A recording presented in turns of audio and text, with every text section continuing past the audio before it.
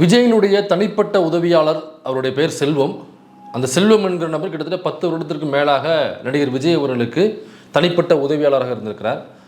அப்போ நல்ல போதையை போட்டு கஞ்சாவை இழுத்துவிட்டு அந்த தனிப்பட்ட உதவியாளர் செல்வம் என்பவரை தாக்கியிருக்கிறார் விஜய். இதில் பாதிக்கப்பட்ட செல்வம் என்கிற அந்த நபர் வாவு தமிழா அப்படிங்கிற சேனலுக்கு பேட்டியை கொடுத்துருக்கிறாரு. அந்த வாவு தமிழாவில் போய் பார்த்தீங்கன்னாக்கா அவருடைய முழுநீள பேட்டி இருக்குது, அதை நீங்கள் பாருங்கள். அதில் உள்ள கட்டு என்ன, அதில் எப்படி தாக்கப்பட்டார் அப்படிங்கிறத இந்த வீடியோவில் பார்க்க போகிறோம். அது மட்டும் இல்லாமல் ஏற்கனவே இந்த சேலத்தில் நடந்த கூட்டத்தை வச்சு அந்த வெளியில் வர்ற பைத்தியங்கள் கொடுத்த பைட்டுகளை வச்சு நாம் 2 வீடியோ பண்ணியிருக்கோம். அது மட்டும் இல்லாமல் அதையொட்டி வைரலான இன்னும் சில பைட்டுகள் இருக்குது. அதில் ஒரு பைத்தியம் என்ன சொல்லுதுன்னா, உன் தளபதியை பார்த்தா என்ன பண்ணுவீங்க அப்படின்னாக்கா, சொத்துருவனா அப்படிங்கிற ஒரு பைத்தியம். இன்னொரு பைத்தியத்தை கூப்பிட்டு, எப்பா உங்களுக்கு என்ன ஜெயிச்சிருங்களா நீங்கள் அப்படின்னு சொல்லி கேட்குறாங்க. நாங்கள் தமிழ்நாடு மட்டும் இல்லை, கேரளா, கர்நாடகா, ஆந்திரா, தெலுங்கானா எல்லா இடத்துலையுமே, அதாவது தெலுங்கானா, கேரளா, கர்நாடகா இந்த எல்லா மாவட்டத்துலேயுமே எங்கள் தளபதி தான் சிஎம். இது கர்நாடகா, கேரளாலாம் மாவட்டம் அவங்களுக்கு. தமிழ்நாடு மட்டும் இல்லாம தமிழ்நாடு, கர்நாடகா, ஆந்திரா, கேரளா இந்த மாதிரி எல்லா மாவட்டத்திலயும் எங்க தளபதி மட்டும்தான் முன்னாடி நின்று ஜெயிக்க போறாரு. நீங்க அதை நீங்க பார்க்கத்தான் போறீங்க.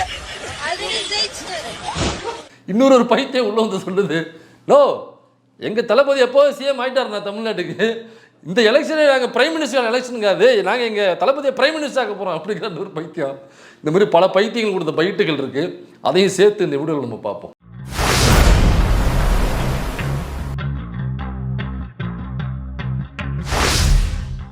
சாப்பிட்டு எல்லாம் சாப்பிட்டு முடிச்சுட்டு எந்திரிச்சாரு. அன்னைக்கு ஒரு நாள் இருந்துச்சு அது மாதிரி என்ன அப்படின்னா, சார் ஒன்றும் இல்லை, ஒரு அரை விட்டார். உங்களை அடிச்சிட்டாரா? அடிச்சுட்டேன். சோபாவை போய் புத்துன்னு இருந்தேன், தகச்சிட்டேன். ஏன் நம்மளை அடிக்கிறேன், நம்ம ஒரு தப்பு பண்ணலையே.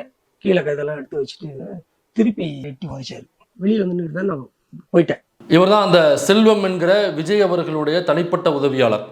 தனிப்பட்ட உதவியாளர்னாக்கா அவருக்கு உணவு பரிமாறுவதிலிருந்து, அவருக்கு உணவு சமைப்பதற்கு ஆள் ரெடி பண்ணுவதிலிருந்து, அப்புறம் அவர் ஷூட்டிங் போகிறார் அப்படின்னாக்கா அவருக்கு போய் கொடை பிடிக்கிறதுலேருந்து, அவருக்கு மேக்கப் ஏதாவது பிரச்சனை அப்படின்னாக்கா மேக்கப் ஆர்டிஸ்ட் தனியாக இருப்பாங்க, அவங்கள கூப்பிட்டு சொல்கிறதுலேருந்து, அவருடைய ஆடை அணிகலன்கள் முழுக்க அவர் என்ன உணவு உட்கொள்ள வேண்டும் அதை தயார் செய்வதிலிருந்து, அது மட்டும் இல்லாமல் கேரவனுக்குள்ளே அவங்க போகிறதுக்கு முன்னாடி கேரவனில் விஜய் தங்குவதற்கான ஏற்பாடுகள் இருக்கிறதா, அல்லது விஜய் என்னென்ன எதிர்பார்ப்பாரோ அதெல்லாம் உள்ளே இருக்கிறதா அப்படிங்கிறத சரியாக ரெடி பண்ணி வைக்கணும். உள்ளே என்ன நடந்தாலும் வெளியே சொல்லக்கூடாது. பர்சனல் அசிஸ்டன்ட் அப்படின்னாக்கா அதுக்கு தான் வச்சுக்கிறது. அது உள்ளே என்ன நடந்தாலுமே அது பர்சனலாக தான் இருக்கணும், அது மறைக்கப்பட வேண்டிய விஷயமாக தான் இருக்கணும். அதை பொதுவெளியில் போய் சொல்லக்கூடாது. அந்த கேரவனுக்குள்ள என்ன நடக்குது என்பதையோ, அல்லது தனிப்பட்ட பங்களாவிற்குள்ள என்ன நடக்குது என்பதையோ, அல்லது நாய்க்குட்டியை தூக்கி கொஞ்சம் போகிறாரா, அல்லது வேறு யாரையும் கொஞ்சம் போகிறாரா, நான் சொல்கிறது வந்து வேறு யாரும் குழந்தைகளை கொஞ்சம் போகிறாரா, அல்லது வேறு நாய்க்குட்டியை கொஞ்சம் போகிறாரா அப்படிங்கிறத வெளியில் சொல்லக்கூடாது என்பதற்காக தான் இந்த தனிப்பட்ட உதவியாளர் வச்சுக்கிறது. அப்படியாப்பட்ட தனிப்பட்ட உதவியாளர் தான் செல்வம். 10 வருடத்துக்கு மேலே செல்வம் அவர்கள் விஜய்கிட்ட பர்சனல் அசிஸ்டண்ட்டாக ஒர்க் பண்ணியிருக்காரு. ஸோ அப்படி ஒர்க் பண்ணும் பொழுது ஒரு நாள் நைட்டு இரவுக்கான சாப்பாடு தயார் பண்ணி வச்சுருந்துருக்காரு. தயார் பண்ணி வச்சிருந்த போது அந்த வீடியோவில் சொல்லியிருப்பாரு, நீங்கள் கேட்டிருப்பீங்க, தனிப்பட்ட அறையில் யாருக்கிட்டே ரொம்ப ஆக்ரோஷமாக ஒருவேளை அந்த நாய்க்குட்டி வந்து கொஞ்சம் பொழுது எதுவும் கையை காண்ட போட்டு பிறண்டிருச்சான்னு நமக்கு தெரியல. ஸோ அப்படியாக இருக்கும் பொழுது அவர் ரொம்ப கோபமாக ஃபோனில் பேசிக்கிட்டு இருந்தார். அதுக்கப்புறம் ஃபோன்லாம் தூக்கி வீசினார். அப்புறம் வெளியில் வந்து சாப்பிடும் பொழுது என்ன நினச்சார் எது நினச்சாருன்னு தெரில, கோபம் வந்து கொப்பளிச்சுக்கிட்டு இருந்துச்சு. அப்போ படார்னு என்னை அரைஞ்சிட்டாரு. அதுக்கப்புறம் என்னை வந்து உதச்சும் தள்ளி விட்டார் அப்படிங்கிறத பதிவு பண்ணுறாரு. இப்போ உணவு சாப்பிட உட்காரும் பொழுது உணவில் ஏதாவது குறை இருந்துச்சு அப்படின்னாலும் கூட, என்னங்க உப்பு கம்மியாக இருக்குது, காரம் கம்மியாக இருக்குது, அல்லது ஏங்க உரப்பு அதிகமாக போட்டிங்க, உப்பு அதிகமாக போட்டிங்க, அல்லது டேஸ்டே இல்லாமல் ஏன் இருக்குது, அல்லது முன்னாடி ஒரு முறை பரிமாறும் பொழுது ஏதோ ஒரு முடி கிடந்ததாக அவர் சொல்கிறார். அந்த நினைப்பிலேயே அவர் வந்து என்னை அடிச்சிட்டாரு, ஆனால் இந்த தடவை எதுவுமே இல்லை அப்படின்னு சொல்கிறார். ஒருவேளை உணவு பரிமாறும் பொழுது ஒரு முடி அந்த உணவில் இருக்குது அப்படின்னா, அதுக்காக அடிக்கிறதுக்கான உரிமையை உங்களுக்கு யார் கொடுத்தது?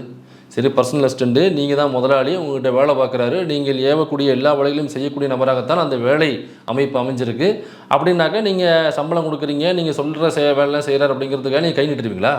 இப்போ நீங்கள் ஏதோ ஒரு படத்தில் நடிக்க போகிறீங்க, நீங்கள் உங்களுக்கு நடிப்பே வராதுங்கிறது ஊருக்கே தெரியும், இருந்தாலும் நடிக்கிறேங்கிற பேரில் ஊரில் ஏமாற்றிட்டு இருக்கீங்க. இப்போ நடிக்கும் பொழுது இயக்குனர் எதிர்பார்த்தது போன்று இல்லை நீங்கள் நடிக்கிறது அப்படின்னாக்கா, இயக்குனர் வந்து பலார்னு ஒன்று செவிட்டு சேர்த்து அப்படின்னாக்கா நீங்கள் எடுத்துக்குவீங்களா? என்னக்கா நீங்கள் ஒரு நடிப்பு நடிப்பீங்க, ஆனால் இயக்குனருக்கு அந்த நடிப்பு தேவையா, அல்லது அங்கே ஓவர் ஆக்டிங் வேணுமா, அல்லது இல்லைங்க நடிக்கவே வேண்டாம் ஷட்டில் பெர்ஃபார்மன்ஸாக இருக்கணும் அப்படின்னு சொல்லி எதிர்பார்க்குறாரா, அல்லது இல்லைங்க ரெண்டுத்தையும் நடுவில் வேணுங்க அப்படின்னு சொல்லி எதிர்பார்க்குறாரா அப்படிங்கிறது அவரோட எதிர்பார்ப்புங்கிறது வேறையாக இருக்கும். இப்போ விஜய் நடிக்கிறாருனாக்கா எல்லாம் ஒரே டேக்லேயே ஓகே பண்ணிட்டு போடுறாருனாக்கா இல்லை, நிறைய காட்சிகள் ஒன் மோர் போயிட்டே இருக்கும். 2 டேக்கு 3 டேக்கு 4 டேக்கு 5 டேக்கு, சில டேக்கு 10 20 30 கூட போகும். அப்போ ஒரே டேக்கில் ஓகே பண்ணலை அப்படிங்கிறதுக்காக அவங்களுக்கு நடிப்பு வரலன்னு சொல்லிட்டு இயக்குனர் வந்து செவிட்டை சேர்த்து மலர்னு அனுப்புனாக்கா நீங்கள் ஒத்துக்குவீங்களா? சரி, இயக்குனரோட வேண்டாம், தயாரிப்பாளர் காசு போடுறவையா விஜய் நடிக்கிறாப்புலனாக்கா 400 கோடி 500 கோடி பட்ஜெட் வரும். அந்த 400 கோடி 500 கோடி காசு போட்டும் உட்காந்துருக்கான்ல. நீ லேட் பண்ணுறதுனால இந்த முடிக்கக்கூடிய நாட்கள் இருக்குல்ல, ஒரு 60 நாளில் ஒரு 90 நாளில் ஷூட் முடிக்க வேண்டியது அப்படின்னா, இவர் டேக் அதிகமாக வாங்க என்ன ஆகும்னாக்கா, ஒவ்வொரு டேக்கு நீங்கள் அதிகமாக வாங்கும்பொழுது அந்த நாட்கள் கூட்டிக்கிட்டே போகும். இப்போ 90 நாள் ஷூட்டு டைம் போட்டிருக்காங்க, டேட் போட்டிருக்காங்கனாக்கா 90ங்கிறது 92 93 94 போகும். விஜய் நடிக்கும் பொழுது ஒரு நாள் ஷூட்டிங்கினுடைய செலவே பார்த்தீங்கன்னாக்கா கிட்டத்தட்ட கோடிகளில் நெருங்கும், அல்லது கோடியை தாண்டி போகும். அன்றைய ஷூட் எப்படி இருக்கோ அதை பொறுத்து. நான் சொல்கிறது மினிமமாக கோடிகளில் இருக்கும். இன்னும் பெரிய ஒரு டான்ஸ் ஈவெண்ட் மாதிரியான ஒரு காட்சி அது. அந்த லியோ படத்தில் வருமே, அவருக்கு ஒரு குடோன் முழுக்க ஆர்டிஸ்ட் இருந்து டான்சர்ஸ் வந்து ஆடுவாங்கல்ல, பல ஆயிரக்கணக்கான டான்சர்ஸ் அப்போ வந்து ஆடினாங்க. அதோட பேமெண்ட்டு சரியாக போகலன்னு சொல்லிட்டு பின்னால் பெரிய பிரச்சனை ஆச்சு. அது விஜய் கண்டுக்கவே இல்லைங்கிறது பெரிய குற்றச்சாட்டாகவும் இருந்துச்சு. அவருடைய படத்தில் ஒரு மிகப்பெரிய ஊழல் நடந்திருக்கு. அவர் டான்ஸ் ஆடும் பொழுது நடக்கப்பட்ட ஷூட்டிங் இது. அதில் பல ஆயிரக்கணக்கான டான்சர்ஸுக்கு சம்பளம் வரலை, அந்த டான்ஸ் மாஸ்டர் வந்து ஆட்டையை போட்டார் அப்படின்னு டான்சர்ஸ் வந்து புகார் அளித்து குடும்பப்பிடி சண்டையாக போயிட்டு இருந்துச்சு. ஃபிசிக்கல் அட்டாக் நடந்துச்சு. அதில் சிசிடிவி ஃபுட்டேஜ்லாம் வச்சு கேஸ்லாம் கூட ஆச்சு. அதுலேயே தலையிட முடியாத விஜய் தமிழ்நாட்டினுடைய பிரச்சனை எப்படி தீர்ப்பார் அப்படிங்கிற கொஸ்டின்லாம் நமக்கு வந்துச்சு. அப்போ அவ்வளோ பெரிய ஷூட் நடக்குது, ஆயிரக்கணக்கான டான்சர்ஸ் வராங்கனாக்கா அன்னைக்கு பல கோடிகள் போகும். அப்போ இவர் லேட் பண்ண இந்த படத்தினுடைய பட்ஜெட் எடுத்துக்கிட்டே போகும். அப்போ ப்ரொடியூசர் கடுப்பா, ஏன் இத்தனை வருஷமாக நடிக்கிறிய, இளவு இந்த ஒரு சின்ன டைலாக் உனக்கு வாயில் வராதா, சின்ன ரியாக்ஷன் வராதா, நீ லேட் பண்ணுறதுனால ஏன் கை காசு கரியாக போதுன்னு சொல்லிட்டு மல்லார்னு குனியை வச்சு 4 குத்துனாக்கா ஓகே உங்களுக்கு. இப்போ அவர் உணவு பரிமாறுவதில் ஒருவேளை ஏதாவது தவறு ஏற்பட்டிருந்தாலும் கூட, அல்லது இந்த உணவில் ஏதாவது தவறு இருந்தாலும் கூட, அடிக்கிறதுக்கான அதிகாரத்தை உங்களுக்கு யார் கொடுத்தது? சரியில்லைன்னு சொல்லுங்கள், வேறு ஃபுட்டு உங்களுக்கு பரிமாற போகிறாங்க, அல்லது வேறு ஃபுட்டு இல்லை இந்த ஃபுட்டு தான் இருக்குனாங்க, வேறு வாங்கிட்டு வந்தால் பரிமாற போகிறாங்க. ஒரு நாள் அட்ஜஸ்ட் பண்ண மாட்டீங்கன்னா, ஒருவேளை அந்த உணவு சரியில்லை என்றால். அப்போ அப்படி இல்லை. ஏன்னா மறுநாள் விஜய் வந்து மன்னிப்பு கேட்குறாப்புல கேரவனில். அந்த வீடியோவை நீங்கள் ஃபுல்லாக பார்த்தீங்கன்னா தெரியும்.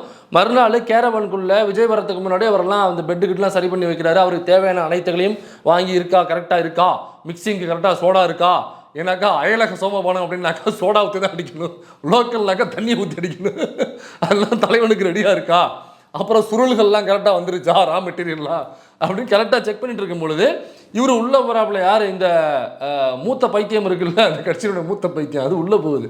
உள்ளே போனோடனே செல்வம் என்கிற நபரை பார்த்து முதல்ல தட்டி, சாரி செல்வம், தப்பாக எடுத்துக்காதீங்க, நான் ஏதோ வேற ஒரு டென்ஷனில் வந்து நேற்று உங்களை போட்டு அடிச்சிட்டேன், நான் உங்கள் ஓனர் தானே, அதனால் அடிக்கணும், ஒன்று தப்பு இல்லைல்ல, இந்த வார்த்தையை சொல்லியிருக்காப்புல. இப்போ ஓனர்னா அடிக்கலாமா? உங்ககிட்ட கோவத்தை காமிக்காமல் நான் யார்கிட்ட காமிக்க போகிறேன் அப்படின்னு பேசியிருக்கான் அவன். அதாவது தவறு நடந்துச்சு, மன்னிச்சுங்க செல்வம், இனிமேல் நடக்காது, நான் செஞ்சது தவறு தான் அப்படின்னு அந்த தவறை உணர்ந்து ஒரு வேளை பேசுகிறோம்னா இருந்தாக்கா அவன்கிட்ட மன்னிப்பு கேட்கணும். நம்ம நிறைய வீடியோக்களில் கேட்டிருக்கோம், ஒருவேளை தவறான கருத்துக்களை பதிவு பண்ணிட்டோம்னாக்கா நம்ம மன்னிச்சுங்க, நான் தெரியாமல் பேசிட்டதில் நான் இப்போ திருத்திக்கிறேன்னு நம்ம சொல்லியிருப்போம், யாராக இருந்தாலுமே சரி. அப்போ ஃபிசிக்கல் அட்டாக் அரைஞ்சிருக்காப்புல, உதச்சி தள்ளியிருக்காப்புல அப்படிங்கிற பொழுது மறுநாள் தவறுன்னு ஏன்னா போதெல்லாம் தெரிஞ்சிருக்கோம், அடித்த புகையெல்லாம் இறங்கியிருக்கோம், அதுக்கப்புறம் ஐயோ தவறு செஞ்சுட்டோமே அப்படின்னு சொல்லிட்டு வந்து மன்னிப்பு கேட்கணும். அது என்ன மழுப்புறது? நான் அடிக்காமல் உன்னை யார் அடிப்பா, நான் உங்ககிட்ட கோவத்தை காமிக்காமல் வேறு யார்கிட்ட கோவத்தை காமிக்கிறது? கலைப்புலி தான் வந்து கதவை சாத்திக்கிட்டு 4 இருப்புழுத்து, ஏன்னா உதவி முண்டை கிளம்ப உன்னை நம்பி பணம் போட்டாக்கா இப்படி படுபாதத்தில் போய் கிடக்கடா, ஒன்றுமே வியாபாரம் ஆகலடா அப்படின்னு சொல்லி மறுநாள் வந்து சாரி தம்பி கோச்சிக்காதீங்க, உன் மேலே கோவத்தை காமிக்காம வேறு யார் மேலே தம்பி கோவத்தை காமிக்க போகிறேன், அதனால கோச்சிக்காதீங்க அப்படின்னு சொன்னாங்க. ஒத்துப்பிக்கலாம் நீங்கள். அப்போ அவர் தவறு செஞ்சாலும் கூட தவறுன்னு சொல்லுங்கள், அவர் திருத்திப்பார். தவறே செய்யாத பொழுது நீங்கள் அடிச்சிருக்க, தவறு செஞ்சாலுமே அடிக்கக்கூடாதுங்கிறது நம்மளுடைய கருத்து. ஏன்னாக்கா சாதாரண மனநிலையில் இருக்கக்கூடியவன் இந்த செயலை செய்ய மாட்டான், அதனால தான் மறுநாள் வந்து வருத்தம் தெரிவிக்கிறாப்புல. அப்போ அன்னைக்கு நடக்கும் பொழுது நீ உன்னோட சுயநினைவில் இல்லை, சுயநினைவில் இல்லாமல் கோவம்ங்கிறது வேறு. கோவம் இருந்தாக்கா யாருனாலும் எடுத்து போட்டு அடிச்சிருவீங்களா? இல்லை அந்த கொஞ்சம் நாய்க்குட்டி இருக்குது, அந்த கொஞ்சம் நாய்க்குட்டி தூக்கி போட்டு அடிச்சிருவீங்களா? கோவத்தில் அடிச்சிட்டா நாய்க்குட்டி மறுநாள் போய் சொல்லுவீங்களா? அந்த நாய்க்குட்டி உங்களை வீட்டில் சேர்க்காது. அப்போ யார்கிட்ட, அப்போ உனக்கு கீழே உள்ளவன் வேலை செய்கிறாப்புல, உனக்கு சம்பளம் கொடுக்குற அவர் வந்து விளிம்பு நிலையில், பொருளாதாரத்தில் விளிம்பு நிலையில் இருக்கக்கூடிய நபர் அப்படிங்கிறதுக்காக நீ என்ன வேணாலும் அவர் மேலே நீ உன்னுடைய அதிகார துஷ்பிரயோகத்தை பண்ணுவ, ஃபிசிக்கல் அட்டாக் பண்ணுவியா? நீ அறையும் பொழுது ஏதோ ஒன்று ஆகி போச்சு, செவுத்தில் போய் அடிபட்டு மண்டை அடிபட்டு ஏதோ ஒன்று ஆகி போச்சுனாக்கா அவருடைய குடும்பம் அவரை நம்பி இருக்குது. அவருடைய தம்பிக்கு அவர் தான் பின்னாளில் வந்து வட்டிக்கு வாங்கி கல்யாணம் பண்ணி வைக்கிறாப்புல. அவங்க மகளுக்கு கல்யாணம் பண்ணி திரும்ப அந்த கணவன் தவறி போய் அந்த பெண்ணை வந்து அவர் வீட்டில் தான் இருக்காங்க, சொந்த பெண்ணை அவர் தான் இப்போ வளர்த்துக்கிட்டு இருக்காரு. அவங்களோட பாதுகாப்பில் தான் இருக்காங்க, அரவணைப்பில். எனக்கு கணவன் இறந்து போயிட்டார். இவ்வளோ பெரிய பொறுப்புகள் இருக்குது, பேரம்பத்தி இருக்கும், இன்னும் பல குடும்பங்கள் இருக்கும், மனைவி இருப்பாங்க, இவருடைய சம்பாத்தியத்தை நம்பி இன்னும் பல பேர் இருப்பாங்க. நீ அடித்து கீழே விழுந்தாங்க ஒன்று கிடக்கு ஒன்று ஆகி போச்சுன்னா என்ன பண்ணுவேன்? நீ முறுக்கி தோல்ல போட்டு போயிட்டே இருப்பப்பா அடுத்த நாய்க்குட்டியை கொஞ்சறதுக்கு. அவங்க வீட்டில் உள்ளவங்க என்ன பண்ணுவாங்க, அந்த வீடு இவருடைய பொருளாதாரத்தை நம்பி இருக்கு. இப்போ இது ஏன் சொல்கிறேன்னாக்கா, சரியான மனநிலையில் இருந்தாக்கா இதை பண்ணியிருக்க மாட்டாங்க. அப்போ ஒரு 7-8 மணிக்கு மேலே நல்லா ஃபுல்லாக ஏற்றிட்டு நல்லா கசக்கி மூக்குக்குள்ளே வச்சுக்கிட்டு இந்த செயலை செய்திருக்கிறார் அப்படின்னு நம்ம ஏன் சந்தேகப்படக்கூடாது. எனக்கா இந்த கட்சியில் உள்ளவங்க கண்ணாப்பனான்னு செயல்படுறாங்க நம்ம சொல்கிறோம்ல. அதை பாருங்க, இந்த கரூரில் ஆம்புலன்ஸை அடித்தாங்க, அதே மாதிரி கரூரில் வந்து ஸ்டாம்பீட் ஆகும் பொழுது மனசாட்சியே இல்லாமல் செயல்பட்டாங்க. அங்கே அந்த கூட்டத்திலேருந்து வெளியேற நினைத்த மகளிர்களை அவங்க வந்து ஹியூமன் செயின் போட்டு இந்த தாவேக்காரவங்க அந்த கொடியை வந்து துண்டை தோளில் போட்டு இந்த தாவேக்காரவங்க ஹியூமன் செயின் போட்டு வெளியேற நினைத்த மக்களை வெளியேற விடாமல் தடுத்து வைத்தனர் அப்படிங்கிறத பாதிக்கப்பட்ட அந்த பெண்களே பதிவு பண்ணியிருக்காங்க. கரூர் சம்பவம் தப்ப நாங்கள் வெளியேற முற்பட்டோம், ஆனால் இந்த கட்சிக்காரவங்க ஹியூமன் செயின் போட்டு எங்களை வெளியில் விடாமல் உள்ளே வச்சுக்கிட்டாங்க. அதில் 3-4 பேர் இறந்து போயிட்டாங்க கீழே விழுந்து. இந்த பசங்க எங்களை வெளில விட்டுருந்தாங்கனாக்கா நாங்களாவது உசுறு தப்பிச்சிருப்போம், ஏதோ நான் தப்பிச்சிட்டானா என் கூட வந்து சேர்ந்தாங்க செத்து போயிட்டாங்க அப்படிங்கிறத அவங்க பதிவு பண்ணியிருக்காங்க வந்தவங்க. அப்போ கொஞ்சம் கூட மனசாட்சி இல்லாமல் ஆம்புலன்ஸ் அடிக்கிறது, அந்த கூட்டத்திலேருந்து வெளியேற நினைத்த மக்களை வெளியேற விட. எனக்காக இவர் தலைவர் வரும் பொழுது கூட்டம் அலமோதுற மாதிரி காமிக்கணுமா? என்ன பரதேசி அலமோதுற மாதிரி காமிக்கணும்னாக்கா அலமோதுற மாதிரிலாம் கூட்டத்திலையும் வர வைக்கணும். இருக்கிற கூட்டத்தை நெருக்கி அலமோதுற மாதிரி காமிக்கிறதுனாக்கா எவன் விட்டு உசுற சாகுறது, எவன் விட்டு உசுறு சாகுறது? இப்போ இதே மாதிரி தான் பத்திரிகையாளர்களை தாக்குனாங்க. இப்போ சேலத்தில் மட்டும் இல்லை, இவங்க கூட்டம் எங்கே நடந்தாலுமே பத்திரிகையாளர்களை வெளுன்னு வெளுக்கிறாங்க, மனசாட்சியே இல்லாமல் எடுக்கிறாங்க. இப்போ சேலத்தில் நடந்தது கூட இந்த தமிழ் நியூஸ் 24/7 நினைக்கிறேன், அந்த செய்தி சேகரிப்பாளரை போட்டு அடிக்கிறானுங்க, மனசாட்சியே இல்லாமல் அடிக்கிறானுங்க. இல்லை என்னக்கா இவங்களுக்கு வேணும் தான், இந்த பத்திரிகையாளர்களுக்கு கண்டிப்பாக உங்களுக்கு வேணும். ஏன்னா நீங்கள் தானே ஹைப்பை கொடுத்தீங்க, வீட்டிலேருந்து கிளம்பிட்டாரு, சட்டியை மாட்டிட்டாரு, சூவை மாட்டிட்டாரு, செருப்பை மாட்டிட்டாரு, அவர் வந்து விக்கு தூக்கி மாட்டிட்டாருன்னு வந்துக்கிட்டு இருக்காரு, இறங்கிட்டாரு, குனிஞ்சிட்டாரு, நிமிந்துட்டாரு, நீங்கள் தானே போட்டு ஹைப் ஏற்றுனீங்க. அதனால தான் இப்போ உங்களை போட்டு ஹைப் ஏற்றிட்டு இருக்கான். இப்போ அதே மாதிரி ஒரு போலீஸ்காரங்க, ஒரு பெண் போலீஸ் ஒருத்தவங்க அந்த கூட்டத்தை கண்ட்ரோல் பண்ண வந்து பெண் போலீஸ், அவங்க சாலையில் நின்றுட்டு இவனுக்கு கண்ணாப்புறான்னு போவானுங்கல்ல, ஹெல்மெட்டும் போட மாட்டானுங்க, இந்த வீலை தூக்கி தோலில் வச்சுக்கிறது, இதை தூக்கி அதில் வச்சுக்கிறது, இப்படி விட்டுட்டு போவானுங்க. அவங்க தலைவர் வர்றாங்க அப்படிங்கிறதுக்காக வீலுக்குள்ளெல்லாம் வண்டி விட்டு ஓட்டுவானுங்க, பரதேசி நாய்ங்க. அப்போ இவங்களுடைய உயிரை காப்பாற்ற வேண்டியது இந்த காவல்துறையோட கடமை. இப்போ 41 உசுறு செத்து போச்சுனாக்கா சிபிஐயில் போலீஸையும் கூப்பிட்டு விசாரிச்சுப்பாங்க, நீ என்ன பண்ணுன்ட்டு அவங்களையும் கேட்பாங்க. ரூல்ஸ் அண்ட் ரெகுலேஷனை ஃபாலோ பண்ணலனாக்கா நீ எதுக்கு அதை கட்டுப்படுத்துறதுனா அவன் கையில் லத்தி இருக்குது, கட்டுப்படுத்துறது அவங்க கையில் அதிகாரம் கொடுத்துருக்கு. இப்போ 41 பேரை சாக விட்டு வேடிக்கை பார்ப்பாங்க, போலீஸை கூப்பிட்டு கேள்வி கேட்பாங்க. அங்கே பொறுப்பாளர் எஸ்பிஐ கூப்பிடு, அங்கே வேறு யார் இன்ஸ்பெக்டர் யாரும் இருந்தா, அல்ல எஸ்ஐ கடைசி யாராக இருந்தா, எஸ்பி கடைசி யாராக இருந்தா, எல்லாரையும் கூப்பிடு. பெண் போலீஸ் எத்தனை பேர் இருந்தாங்க, பெண்களும் வருவாங்களா, இருந்தாங்களா இல்லையா, ஏன் வீடியோஸில் பெண் போலீஸை இல்லை, அல்லது பெண் போலீஸ் இருந்தாங்கனாக்கா அவங்க என்ன பண்ணாங்க, அவங்க ஏன் கண்ட்ரோல் பண்ணி, இவ்வளவு கேள்விகள் வரும். அப்போ அந்த ரோட்டில் நின்று சேலம் கூட்டத்துக்கு அவங்க கண்ட்ரோல் பண்ணுறதுக்கு ரோட்டில் நின்றுட்டு இருக்காங்க, பைக்கை விட்டு தூக்குறாங்க அந்த பெண் போலீஸை. பத்திரிகையாளர் அடிக்கிறான், ஆம்புலன்ஸ் அடிக்கிறான், போலீஸ் அடிக்கிறான். இது எங்கேருந்து வருதுனாக்கா இங்கேருந்து வருது, அவங்க தலைவர்கிட்டேருந்து வருது. சொந்த பர்சனல் அசிஸ்டண்ட்டு 10 வருஷத்துக்கு மேலே விஜயனுடைய அந்த பாதுகாப்புலையும் விஜயனுடைய உணவுலேருந்து உடையிலேருந்து தனிப்பட்ட ஜூஸ் குடிக்கிறாருனாக்கா அது வந்து தரமானதாக இருக்கா, சுத்தமானதாக இருக்கா, நல்ல ஜூஸாக இருக்கா, அல்லது வேறு எதுவும் இருக்கா, எல்லாத்தையும் அவர் செக் பண்ணிட்டு தான் கொடுக்கணும். ஒருவேளை அந்த உணவில் ஏதாவது தவறான ஒரு பள்ளி கிள்ளி விழுந்து தெரியாமல் அப்படின்னாக்கா முதல் ஊசர் யாருனாக்கா பர்சனல் ஊசர் தான் பலியாகும்.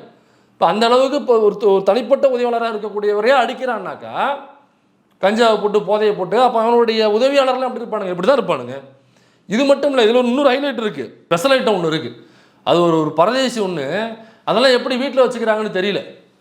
என்னக்கா அது சொல்லுது, இந்த பைக்கில் சொல்லுது, இந்த 5000 ரூபா உரிமை தொகை கொடுத்தாங்க இல்லைங்களா, அதை வந்து வாங்கக்கூடாதுன்னு சொல்லிட்டு வந்தாப்புலையா. அவங்க அம்மாவை வந்து வரும்போது அடிச்சுட்டு தான் வந்தாப்புலையா அவங்க அம்மாவை. ரொம்ப பெருமையாக சொல்கிறாப்புல, ரொம்ப பெருமையாக இருக்குது தம்பி, ரொம்ப பெருமையாக இருக்குது. 5000 ரூபா வாங்கக்கூடாதுன்னு எங்கள் அம்மாவை நான் வீட்டில் அடிச்சு போட்டு தான் வந்தேன் அப்படின்றான். எங்க அம்மாவே அடிச்சான் ப்ரோ, அந்த காசு கூட எங்க அம்மாவை நீங்க அடிச்சுட்டு வந்தோம் ப்ரோ. அந்த காசு எனக்கு தேவையே இல்லை, அவங்க கொடுக்குற காசுல தான் நாங்கள் வாழ்கின்ற அவசியம் கிடையாது. ஏன்னாக்கா இவன் அப்படி தானே பண்ணிக்கிட்டு இருக்கான். வீட்டில் பெத்த அம்மா அப்பாவை வந்து கண்டுக்கிறது இல்லை, அவங்க அப்பாவே எஸ்ஏசியே உட்காந்து பேட்டி கொடுத்துருக்காப்புல. என்னை என் பையன்கிட்ட அண்டை விடாமல் பார்த்துக்கிறதே புசி ஆனந்து தான். இந்த வெளியில் ஒரு மாதிரி அட்வர்டைஸ்மெண்ட்டு விளம்பரங்களை வச்சுக்கிட்டு இந்த வார் ரூம் மாதிரி கிரியேட் பண்ணிக்கிட்டு விஜய் வந்து ஏதோ பெரிய ஆள் அப்பா டக்கர் அது இதுன்னு அவரை நம்ப வச்சுக்கிட்டு எங்களை யாருமே பெத்த என்ன நான் தான் வளர்த்து அவனை ஆளாக்கி அவனை ஒரு நடிகராக்கி ஹீரோவாக்கி ஒரு மாஸ் ஹீரோங்கிற பில்டப்லாம் கொடுத்து வச்சது நான் இல்லைனாக்கா எப்படிங்க விஜய் வருவான்னு சொல்லிட்டு அவர் கேட்குறாரு. எப்போ என்னையே ஓவர்டேக் பண்ணி புசி ஆனந்தை உட்காந்துட்டு அவனை கவர் பண்ணி உட்காந்துருக்காங்க, ஏதோ கொடுத்து மயக்க உட்கார வச்சுருக்கான். அப்போ சொந்த அம்மா அப்பாவையே மதிக்கிறது இல்லை, வீட்டில் உள்ள யாருமே மதிக்கிறது இல்லை. கேரளா முழுக்க ஹேஷ்டாக் ட்ரெண்ட் ஆகுது, where is Sangeetha, justice for Sangeetha. சங்கீதானாக்க விஜயனுடைய மனைவி, பர்சனல் விஷயம் தான், நம்ம பேசக்கூடாது தான், அது எதுவாக இருந்தாலும். ஆனால் பொதுவெளியில் ஹேஷ்டாக் வருது, ஜஸ்டிஸ் ஃபார் சங்கீதா அப்படின்னு வருது. அப்போ மனைவியை மதிக்கிறது இல்லை, அல்லது மனைவிக்கு என்ன செய்யணுமோ அதை செய்கிறது இல்லை, அப்பா அம்மாவை மதிக்கிறது இல்லை, அப்பா அம்மாவை பார்க்கறது இல்லை, அப்பா அம்மா எதுவுமே செய்கிறது இல்லை. அப்போ தலைவனே அப்படி இருக்கும் பொழுது தொண்டன் அப்படி தானே இருப்பான். தொண்டை மேலே நம்ம குற்றம் சொல்ல என்ன இருக்க பொழுது, எனக்கு தொண்டன் அப்படியாப்பட்ட ஒரு தலைவனை தேர்ந்தெடுக்கிறான், தலைவன் மாதிரியே அவனும். மன்னர் வெளியே மன்னர் எவ்வளி மக்கள் அவ்வளி மகள், அந்த மாதிரி மூத்த தற்குறி எவ்வளி இளைய தற்குறி அவ்வளி, மூத்த மடக்கு ஊதி எவ்வளி இளைய மடக்கு ஊதி அவ்வளி. நான் மடக்கு ஊதி அப்படிங்கிறதுனால நிறைய பேர் வந்து இந்த வார்த்தையை பயன்படுத்தாதுன்னு சொல்கிறீங்க. மெயின் ஸ்ட்ரீமில் மக்கள் மன்றத்திலேயே பேசுகிற அந்த கட்சியினுடைய பொறுப்பாளர்களே இந்த வார்த்தையை பயன்படுத்துகிறாங்க. இப்போல்லாம் மடக்கு ஊதி அப்படிங்கிறது பயன்படுத்துகிறாங்க. அதனால் நம்ம தாராளமாக பயன்படுத்தலாம். அதில் அப்போ தலைவன் அப்படி இருக்கும்பொழுது தொண்டை அப்படி இருக்கான். தன்னுடைய அம்மாவுக்கு ஏண்டா 5000 ரூபாங்கிறது என்ன திமுக காசுன்னு எடுத்து கொடுக்குறாங்களா, அல்லது முதல்வர் மு க ஸ்டாலின் அவர்கள் தன்னுடைய தனிப்பட்ட அக்கௌண்ட்ல எடுத்து கொடுக்குறாரா? கவர்மெண்ட் காசுறாது லூஸு. நீ டெய்லி பொருள் வாங்குறல்ல, நீ என்ன வாங்கினாலுமே அதில் டேக்ஸ் உண்டு லூஸு. அந்த டேக்ஸ் நேரடியாக தமிழ்நாடு கவர்மெண்ட்டுக்கு போகும் லூஸு. அந்த காசுல இருந்தால் லூஸு எடுத்து நம்முடைய பாக்கெட்டுக்கு திரும்ப காசாக கொடுக்குறாங்க லூஸு. அதை வாங்கி வச்சுக்க லூஸு. பரதேசி 5000 ரூபா 10,000 கொடுங்க கேளு, அப்படி கேட்டு பழகு. 5000 ரூபா கொடுக்குறத வாங்கக்கூடாது. அவங்க அம்மா அடிச்சு போட்டு வந்தானா. பெரிய ஐஏஎஸ் ஆஃபீஸர் இவர், வருஷத்துக்கு ஒரு 33 கோடி ரூபாய்க்கு டேக்ஸ் கட்டுறாரு, மாதம் ஒரு 13 லட்சம் ரூபாய்க்கு சம்பளம் வாங்குறாரு. போனோம்னாக்கா எங்கேயாவது சென்ட்ரிங் அடிச்சுட்டு இருக்கும். அது சென்ட்ரிங் அடிச்சுக்கிட்டா அல்லது வேறு ஏதாவது தெர்மாக்கோல் மாட்டிக்கிட்டே நிற்கிது. மாதம் 15,000 20,000 சம்பாதிக்கிறதுல நாக்கு தள்ளி போகும். அந்த வேலையை வச்சுக்கிட்டு 5000 ரூபா அரசாங்கம் கொடுக்குது. நம்முடைய காசு, மக்களுடைய காசு, நம்மளுடைய உழைப்பு, நம்முடைய வரி காசு, நமக்கு திரும்ப நலத்திட்டங்கள்லாம் உனக்கு சேர்க்குது அந்த அரசாங்கம். 5000 ரூபா வாங்கக்கூடாதுன்னு அம்மாவை போட்டு அடிச்சு போட்டு வந்தானா. அப்போ இவன் தலைவன் எவ்வளோ பெரிய தற்கொலையாக இருப்பான் பாருங்க. இதில் அந்த சேலத்தில் கூட்டம் நடக்கும் பொழுது அந்த மாவட்ட பொறுப்பாளர் ஒருத்தவன் பெரிய ஆர்மி ஆஃபீஸர், இவர் வந்தோடனே சல்யூட் வைக்கிறாரு. அவர் அங்கேயும் சல்யூட் வைக்கிறாரு. இவர் லெப்டினன்ட் கர்னலு. அவங்க வந்து ஈழ போராட்டத்துக்காக போயிட்டு ஈழத்தில் பயங்கரமாக போராடி அந்த போராட்டத்தில் பல விதமான ஆர்மி ட்ரைனிங்லாம் எடுத்துகிட்டு வந்து ஒரு பஸ்ஸர் இவர். இவங்க 2 பேரும் சந்திச்சுக்கிறாங்க. 2 ஆர்மி ஆஃபீஸரும் அல்லது 2 மிலிட்டன் குரூப்பில் உள்ள அந்த தலைமை பொறுப்பில் உள்ளவங்களும் கடினமான பயிற்சி வகுப்புகள் முடிஞ்சதுக்கு அப்புறம் நேரடியாக மேடைகள் வந்து சல்யூட் அடித்து கை கொடுத்துக்கிறாங்க. இது அந்த முக்களை உட்காந்து பிச்சை எடுக்க போகிற மொன்னனாகி, இது எலெக்ஷனுக்கு அப்புறம் எங்கே இருந்து தெரியாமல் போகிற முண்டக்கலப்பனாகி இவங்க 2 பேரும் சந்திச்சுக்கிறாங்க. அந்த வரலாற்று சிறப்புமிக்க சந்திப்பை சல்யூட் அடித்து தான் இவங்க வந்து சந்திப்புக நடத்துவாங்க. ஏண்டா இது அந்த முன்னனா என்ன பண்ணுதுன்னா, அங்கே யாரோ 2 பேர் இறந்து போயிட்டாங்க போன்ற கட்சியில் ஆழ்ந்த வருத்தங்களை நம்ம தெரிவிச்சுக்கிறோம். அப்போ அந்த இறந்து போயிட்டாங்க, அதனால் நம்ம வந்து முழு மரியாதை அவங்களுக்கு செலுத்தணும் அப்படின்னு சொல்லிட்டு யாரும் இந்த கூட்டத்தை விட்டு நகரக்கூடாது, இங்கே இருக்கிற எல்லோருமே நம்ம முழு மரியாதை செலுத்துற வரைக்கும் கூட இருக்கணும் அப்படின்னு சொல்லிட்டு அந்த பொறுப்பாளர் ஒருத்தவன் நல்ல ஒரு முழு பிளாட்டாக இருக்கான் அவன். இந்த ரியல் எஸ்டேட் விற்கிறவங்க யாராவது தம்பி அந்த பக்கம் போயிடாதப்பா, ரியல் எஸ்டேட் விற்கிறாங்க, ரியல் எஸ்டேட் ஆஃபீஸர்னா அந்த பக்கம் போயிடாத, பிளாட்டு போட்டு ஊற்றுருவாங்க மண்டையில், அந்த பக்கம் மண்டையை வச்சுருக்காங்க. எல்லாம் வளவலன்னு இருக்குது. வெயில் காலத்தில் ஒரு 1/2 மணி நேரம் வெயில் நிற்க வச்சோம்னாக்கா நமக்கு கேஸ் செலவு மிச்சம். ஒரு 1/2 மணி நேரம் நிற்க வச்சுட்டு அப்படியே ஒரு முட்டையை உடச்சி ஊற்றுனீங்கன்னாக்கா சல்லுன்னு ஆபாயில் போடலாம். நீங்கள் அப்படியே போட்டு ஒரு முட்டையை வச்சுருக்காங்க. அவன் போகிறான், எனக்கா பாடி ஷேமிங் பண்ணுறேன்னு நீங்கள் கோச்சக்கூடாது. இவனுங்களை வேறு என்ன ஷேமிங் பண்ணுறது? நம்ம சொல்லுங்கள், இவன்ட்ட தான் கருத்தாக பேச முடியுமா? மேடையில் போய் நின்று இவங்க சல்யூட் அடிச்சு நிற்கிறாங்க. இவங்ககிட்ட இப்படி தான் பேச முடியும். அதனால் மற்ற நபர்கள் ஒருவேளை நீங்கள் உங்களையும் சொல்கிறேன்னு நினச்சி நீங்கள் தப்பாக எடுக்கக்கூடாது. தனிப்பட்ட அந்த நபரை மட்டும்தான் குறிப்பிட்டு நான் சொல்லுகிறேன். அப்போ இறந்து போயிட்டாங்க இதெல்லாம் சொல்லி கூட்டு போயிட்டு அந்த அங்கே நிற்கும் பொழுது அந்த பல முகங்களுக்கு இடையே அப்படியே நடுவில் அப்படியே மற்றதெல்லாம் வந்து பிளரில் இருக்கும் பொழுது அவருடைய மூஞ்சிக்கு மட்டும் க்ளோஸ் வச்சு அங்கே மட்டும் ஃபோக்கஸ் வச்சு எடுக்கிற ஷார்ட்ஸ் எல்லாம் நீங்கள் யோசிச்சு பாருங்கள். செத்து போயிட்டாங்க 2 பேர். இதை நல்லடக்கம் பண்ணணும், இதுக்கு நம்ம தான் வந்து பொறுப்படுத்திக்கணும்னு சொல்லிட்டு போகிறோம். ஒருத்தவனுக்கு இந்த மாதிரி அங்கங்கே இருந்துட்டு க்ளோஸ் பல முகங்கள் வந்து பிளரில் வச்சுக்கிட்டு அவுட் ஆஃப் ஃபோக்கஸில் வச்சுட்டு அந்த முகத்தை மட்டும் கூட்டத்துக்கு நடுவில் இவர் பெரிய மசிர், இவர் பெரிய பிடல் கேஸ்டா, இவர் சேகுவா போராட்டத்துக்கு போகிறாரு. அதில் வந்து அப்படியே ஒளிஞ்சு நின்று அவருடைய போராட்டம் பண்ணும்பொழுது அவருடைய முக பாவனைகள் எப்படி இருக்குது அப்படிங்கிறதுக்காக ஒளிஞ்சு நின்று அந்த வார் ஃபோட்டோகிராஃபின்னு சொல்லுவாங்கள்ல, அந்த மாதிரி ஒளிஞ்சு நின்று எடுக்கிறாங்க. இது எங்கேயோ விஜயை நான் பார்க்கறதுக்கு நான் அவனுக்கு ஏற்பாடு பண்ணி தர்றேன், அல்லது விஜயோட ஃபோட்டோ எடுக்க ஏற்பாடு பண்ணி தரேன் அப்படின்னு சொல்லிட்டு இது எங்கேயோ ஏற்பாடு பண்ண போகுதுன்னு சாய்க்கலாம். இந்த நாமக்கல் வந்துச்சுல அந்த மாதிரி ஏற்பாடு பண்ண போகுது. இது வந்து போகுது, இதை ரீல்ஸாக மாற்றுறானுங்க. அதான் கடுப்பாகுது. செத்து போயிட்டாங்க 2 பேர், நல்லடக்கம் பண்ணுறதுக்காக போகிறானுங்க, ஒரு கூட்டத்தை கூட்டு போகிறானுங்க. இதை வீடியோ எடுத்து கட் பண்ணி இதை ரீல்ஸாக மாற்றுறானுங்க. ஏண்டா ஒருத்தனுடைய சாவு உனக்கு ரீல்ஸாக? உனக்கு 2 பேருடைய சாவுங்க, 2 குடும்பம். அவனுடைய பொருளாதாரத்தை நம்பி அந்த குடும்பம் இருக்கும். ஒட்டுமொத்தமாக காலி. பொருளாதாரத்தை நம்பி இல்லாமல் இருந்தாலும் அந்த உசுர் அவங்க இந்த குடும்பத்தில் இருக்கும் பொழுது அவங்களுக்கு எவ்வளோ பெரிய ஒரு ஒரு ஒரு தெம்பாக இருக்கும் அந்த குடும்பம். இவ்வளோ வருஷம் வளர்த்து இப்போ இறந்து போயிட்டானாக்கா அந்த குடும்பத்தினுடைய சோகம் எவ்வளோ இருக்கும், துக்கம் எவ்வளோ இருக்கும். அதுலேருந்து மீள்றதுக்கு எத்தனை வருஷங்கள் ஆகும் தெரியுமா? அது பண ரீதியாக மட்டும் இல்லை, பொருளாதார ரீதியாக மட்டும் இல்லை, மன ரீதியாக அவங்க துன்பப்படுறது இல்லை. அதுலேருந்து மீளவே முடியாது, பல வருடங்கள் ஆகும். இந்த இறந்தனுடைய அம்மாவை யோசிச்சு பாருங்க, அப்பாவை யோசிச்சு பாருங்க. ஒருவேளை கல்யாணம் ஆகியிருந்தாலும் அந்த மனைவி குழந்தைகளை யோசிச்சு பாருங்க. இதை நல்லடக்கம் பண்ணணும்னு கொண்டு போயிட்டு இதை ரீல்ஸாக மாற்றி, ரீல்ஸ் முடியும் பொழுது ஒரு போஸ்ட் வேற ஏப்பா அந்த திரும்ப அந்த போஸ்ட் முடிஞ்சு லாஸ்ட்டாக ஒரு போட்டு ஃப்ரீஸ் பண்ணி காமி ஃபுல் ஸ்க்ரீனில் அந்த போஸ்ட் வேற போடுறாங்க. இவன் போட்டால் அந்த மூத்த தற்கொலை அவன் போட்டால், அப்புறம் அந்த கட்சியினுடைய கொடியெல்லாம் போட்டு இந்த வாக்கு கேட்பாங்கல்ல, ஏதோ நல்லது பண்ணுவாங்க, அதை போட்டு நீங்கள் வாக்களிக்க வேண்டிய சின்னம். இது ஏண்டா 2 பேர் நல்லடக்கம் பண்ண போகிற, இங்கே வந்து தான் நீங்கள் இந்த விளம்பர மசூரை பண்ணுவீங்களா? அப்போ பிண அரசியல்னு சொல்லுவாங்கள்ல, அது எக்ஸாக்டாக பண்ணுறது இதுதான். 41 பேரை கொண்டுட்டு அங்கே ஒரு பண அரசியல் பண்ணானுங்க. இப்போ சேலத்தில் ஒருத்தர் 2 பேர் செத்து போயிட்டாங்கன்னு நினைக்கிறேன், அதில் வச்சுட்டு ஒரு பண அரசியல் பண்ணானுங்க. யாருனே தெரியாதுன்ட்டாங்க. இல்லைங்க ஐடி கார்டை நான் கொடுக்கல, ஐடி கார்டு எப்படி உள்ளே வந்தாப்புல, எப்படி அலோவ் பண்ணீங்க, உங்கள் ஆளு தான் செக் பண்ணி உள்ளே அனுப்பிச்சாங்க, எப்படி நீங்கள் ஐடி கார்டு பார்க்காம உள்ள விட்டீங்க அவரை? அவர் யாருன்னு அவர் ஏற்கனவே உடல்நலம் சரியில்லாமல் இருந்துச்சு. சிடிஆர் நிர்மல்குமார் அவன் சரியான ஒரு மென்டல் பையன். அவன் ஏற்கனவே உடம்பு சரியில்லாமல் இருந்துச்சு, ரொம்ப உடல் ஆரோக்கியத்தோடு இருந்தால் அப்படின்னா அவருடைய நண்பர் பதிவு பண்ணுறாப்புல. அப்புறம் ஏன் போய் சொல்கிறேன் நீ? ஃபஸ்ட்டு யாருன்னே தெரியாதுங்க, அப்புறம் உடல்நலம் சரியில்லாமல் என்ன, அப்புறம் ஐடி கார்டு இல்லாமல் என்ன, அப்புறம் பார்த்தோம்னாக்கா அவர் வந்து அந்த கட்சியில் பல பேரோட ஃபோட்டோ எடுத்திருக்காரு, பல பேரோட மூத்த தலைவரோட ஃபோட்டோ எடுத்திருக்காப்புல, அந்த கொடியை வச்சுக்கிட்டு அந்த துண்டை போட்டு ஃபோட்டோ எடுத்திருக்காப்புல. அப்போ இங்கே பார்த்தீங்கன்னாக்கா 2 பேர் செத்து போயிட்டாங்க, அதில் போய் நல்லடக்கம் பண்ண போகிறோன்னு சொல்லிட்டு அதில் ரீல்ஸ் எடுத்து அதில் ஒரு அரசியல் பண்ணிட்டு இருக்கானுங்க. இப்போ தலைமை அப்படி இருக்குது, அதனால தான் கீழே உள்ள இந்த பரதேச நாய்களும் இப்படி தெரிஞ்சிட்டு இருக்கு.